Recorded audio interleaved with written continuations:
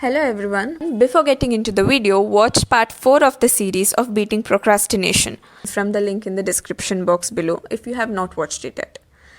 Just for introduction, procrastination is an act of putting off doing something until a later time because you don't want to do it. And because of this, directly or indirectly, it affects your health, career, sleep, mental state and relationships.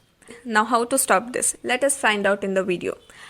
Sometimes why you don't want to do anything is you don't have energy. Energy is the strength and vitality required for sustained physical and or mental activity.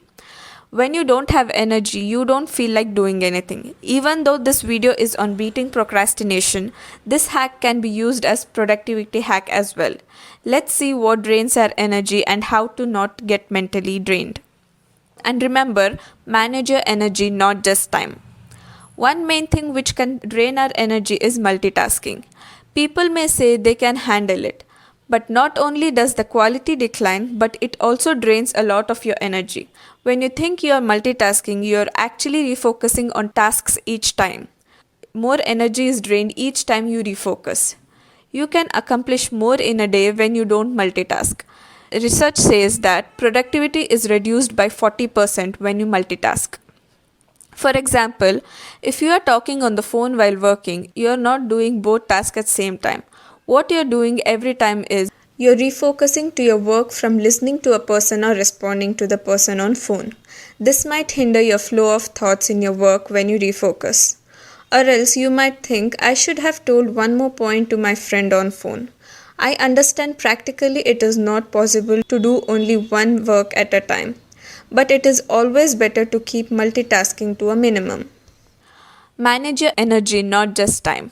If you have to give 2 hours to someone and if you keep watching your phone, it's not good. What is much better is you can say you can only spend 30 minutes with them, but with full attention and focus.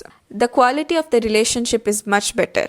Not just that, now you will have more time and energy to do the things which you procrastinated. Another thing is the distractions. It is similar to multitasking.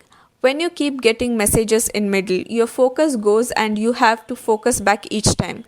It is not just that you lose a lot of time when you get carried away from the distraction and you lose the time required to refocus, but you also might lose interest to do the task, which leads to procrastination.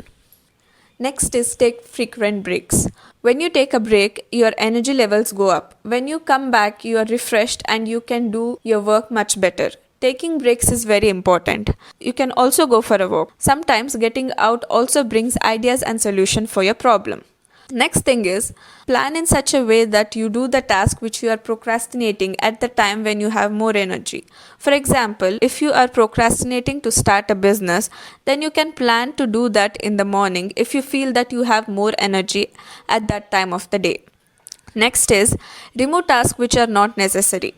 Plan a structure for the things which you do daily so that you don't have to think about it every day.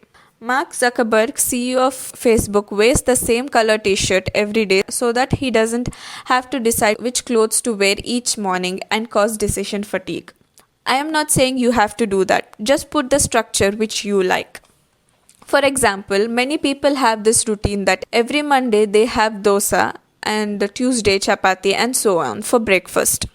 You can create such a structure to anything which you feel uses up a lot of your thinking each day.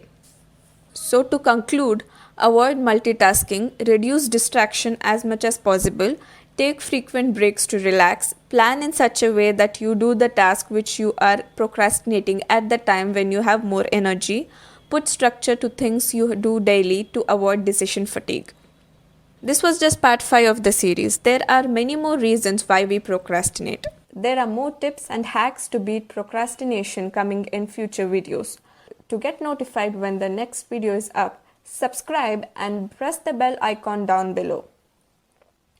The goal and purpose of this channel are to give you the ideas and insights which help you to get closer to your success.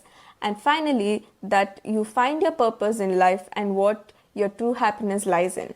Thank you for watching my video. See you in my next one.